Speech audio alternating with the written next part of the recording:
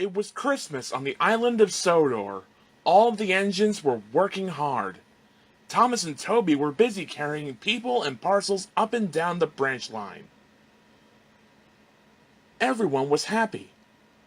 Only the coaches, Annie and Clarabelle, were complaining. They groaned, said Thomas. By the side of the track was a lonely little cottage with a familiar figure waving to them. Whistled Thomas. Thomas always felt better for seeing her, he said to himself. When work was over, Thomas went to see the other engines. All of their coats had been polished, said Gordon. Replied Thomas. Interrupted Edward. Percy joined in. Said James and Henry together. Said Thomas. Everyone was getting very excited, and the drivers felt sure that Sir Topham Hatt would agree, as indeed he did.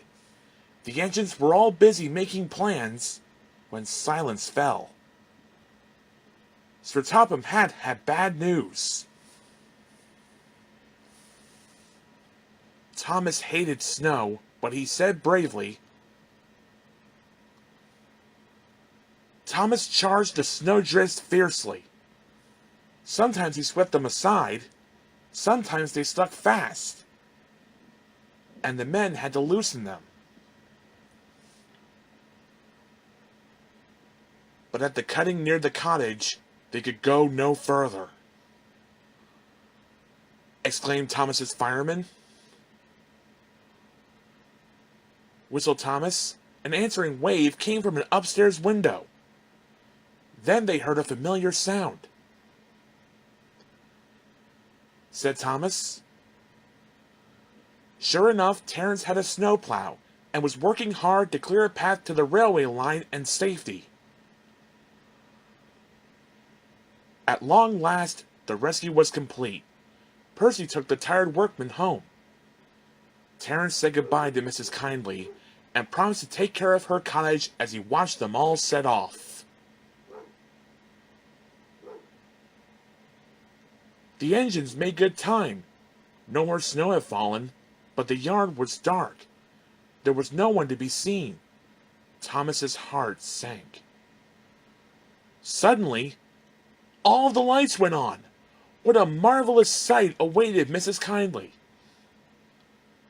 said Sir Topham Hatt. Mrs. Kindly especially thanked the smaller engines. She said. Percy was very pleased. He called, beep, beep, beep. They all whistled. We wish you a Merry Christmas, we wish you a Merry Christmas, we wish you a Merry Christmas and a Happy New Year. Thomas the Tank Engine and his friends thought it was the best Christmas ever, and Mrs. Kindly could think of nowhere she would rather live than here with them on the island of Sodor.